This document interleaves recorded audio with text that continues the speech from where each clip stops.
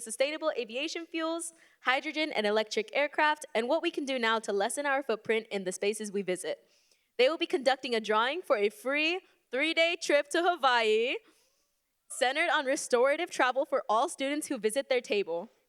Please help me welcome Kaylee Lingus, pronouns she, her, to the stage.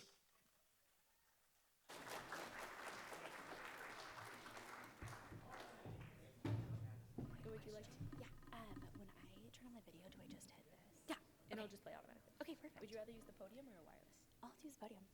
Awesome, thank you. Hi everyone, I'm Kaylee Lingus. I am a Senior Communications Manager focused on sustainability at Alaska Airlines.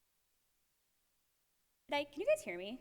Just bring it a little closer. Okay, let's do it better. Okay, hi, there we go.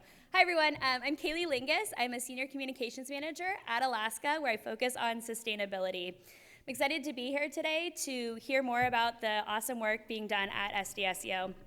So you might be wondering, why is an airline here? We're a hard-to-abate industry, and we burn a lot of fuel.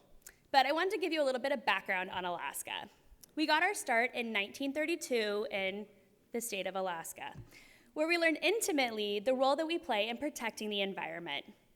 Today, we pride ourselves on the care that we deliver to our guests, our employees, and the communities where we live and work. We have been operating for over 90 years and know that we must focus on sustainable aviation to move us forward. We've set ambitious goals of net zero carbon emissions by 2040, and as part of that, we have a 5-part path to get us there. First on that path is operational efficiencies, or what I like to call controlling the controllables. So that means training our pilots to use a single engine to taxi from the gate out to the jetway, where you can save a significant amount of fuel. We also have transitioned much of our fleet, our tugs, to electric vehicles. We also are focused on fleet renewal.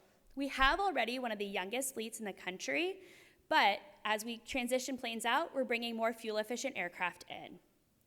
The biggest and best opportunity we have to decarbonize is sustainable aviation fuel, or SAF. It is a drop-in fuel that burns, on average, about 50% less carbon emissions. But it's not at the scope, scale, or cost that we need for it to be an actual opportunity for us at this time. So we have committed to growing this nascent market. The fourth is new technology. We know that much of the technology needed to advance sustainable aviation has not been discovered or developed. So a few years ago, we launched Alaska Star Ventures, a venture capital arm, to help fund these startups and new technologies coming out. And the fifth, and at last resort, we look at credible, high-quality carbon removal technology. Now, we know we can't do this alone, and we're gonna need partners to reach our ambitious goals. So that includes local, state, and federal government, other businesses, our guests, and of course, higher education. We look forward to realizing the full potential of our partnership with SDSU. Now for some fun. They mentioned a few minutes ago that you can stop by our booth to enter to win a trip to Hawaii to learn from our partners at Kanu Hawaii, built and founded by Native Hawaiians, to learn more about sustainable and culturally ethical travel. And please stop by to chat. We'd love to meet you. And now I want to show a video that showcases a bit more about our work at Alaska. Thank you. Hello everybody, I'm JP Wilson, Alaska Airlines Chief Pilot based in Portland, Oregon. As a pilot, I have a front row seat to how becoming a more sustainable airline can make a positive impact on our communities, our people, and our planet. That's why we've charted an ambitious path to reach net zero carbon emissions by 2040. Over this video series, we'll talk about our approach to accomplishing this goal through our 4 F's of sustainability: flights, fleet, fuel, and future. So sit back, relax, and enjoy the ride. First up, we have flights. It should come as no surprise that this is the first area where we can make significant progress right now. By enhancing efficiency at every level, such as crafting smarter flight routes, we can reduce our overall fuel consumption, and less fuel means fewer emissions. We've turned to Flyways, an AI and machine learning program that gives our dispatchers the power to map new, more efficient routes, saving nearly 13,000 metric tons of CO2 each year. That's equivalent to a whopping 1.3 million gallons of fuel. The second F in our approach to sustainability is our fleet. We're investing in the latest, most fuel-efficient aircraft possible, with our newest fleet of aircraft that are a staggering 22% more fuel efficient on a seat-by-seat basis than the aircraft they replace. The third F is fuel.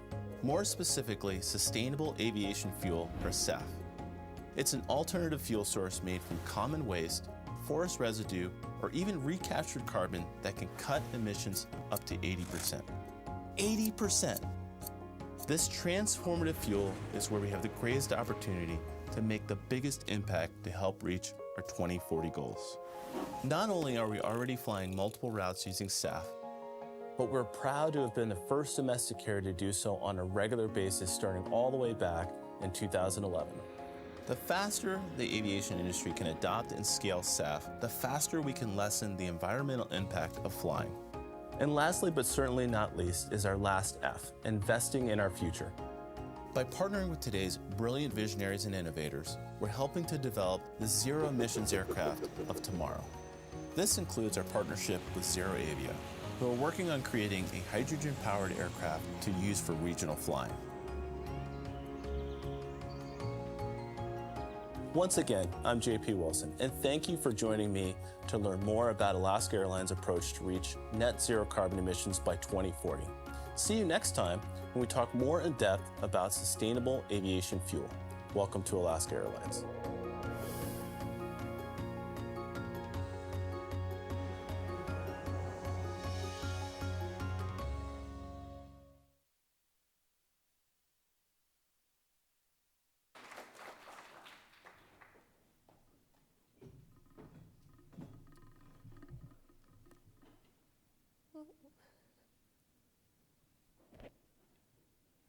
Hi everyone, my name's Clara and I'm serving as the outreach intern for the Office of Energy and Sustainability, and I'm super excited to introduce to you our fourth section, which is student leadership in sustainability. So we're going to cover just kind of our student initiatives, what our students have been up to, and how they're making real world change on campus. And thank you to Alaska. Again, if you're interested, it's a Hawaii trip for research, environmental research, and you can go outside to their booth and enter the drawing. And the first group I'd like to welcome up is my friends Emily and Annika from the Office of Energy and Sustainability to talk a little bit about our waste program.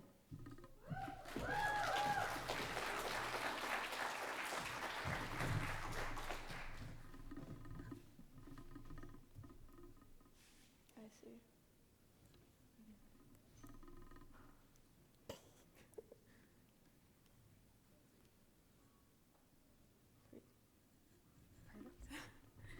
Awesome. Hi everyone, thank you for being here. Can you hear me okay with the volume in the background? Perfect. My name's Annika. I'm Emily.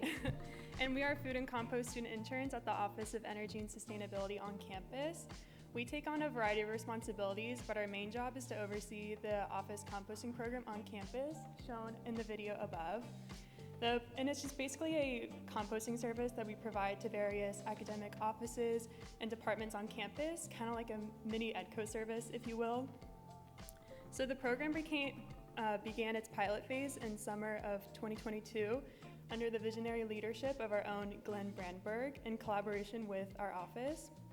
And since then, it has gained a lot of enthusiastic participation across campus, with multiple offices, including key stakeholders such as the President's and Provost's office. And as of last October, the College of Arts and Letters became our first building to fully participate in our program, and we are continuing to recruit more offices and departments on campus. So the program transitioned out of the pilot phase in August of this past year.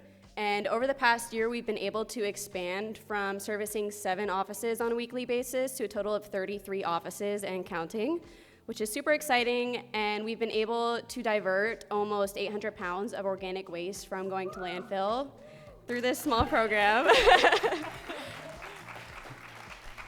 So it's been a very ground-up operation driven by students and the office. If you work on campus and you'd like your office to get involved, you can visit us at our table outside to your left. Or you can sign up on sustainable.sdsu.edu. Under the Food and Compost Initiative section, there is a sign-up form for your office. And finally, as food and compost assistants, we collaborate with a number of other organizations on campus. You've heard from a few of them today, and you'll also be hearing from some of them after. These include Aztec Shops, Save Soil, SDSU Housing, and Green Love. So this leads us into our next speakers from the SDSU Geography Club, who are going to share their expertise on bin mapping with GIS systems and how this can be an efficient way to track waste diversion on campus. Thank you.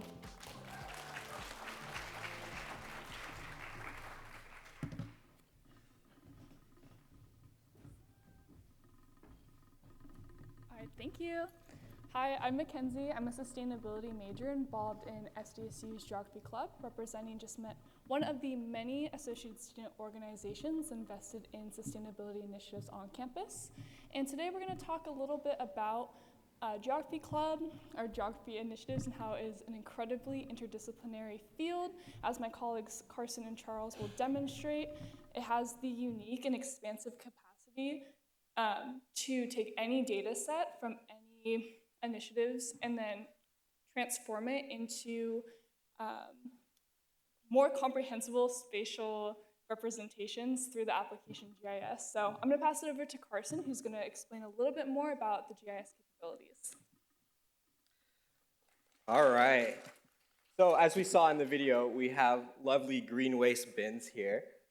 And now that we know a little bit about them, let's talk about this lovely acronym, GIS.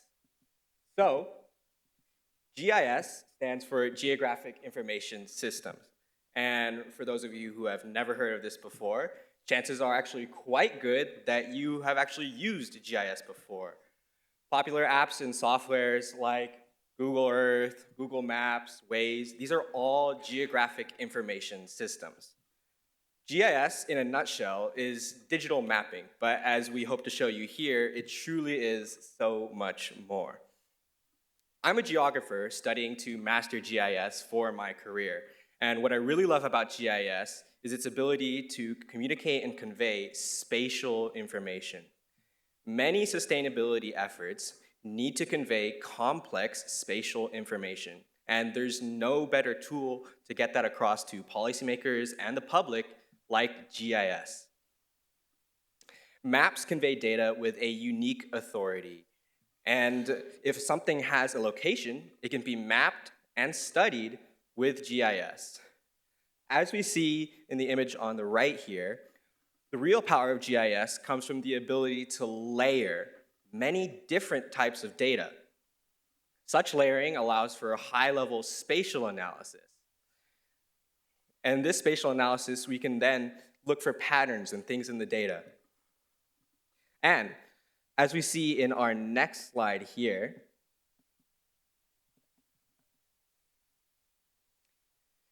what we did is we made a map. So each of our green waste bins has a specific location in space. So me and Charles can map it.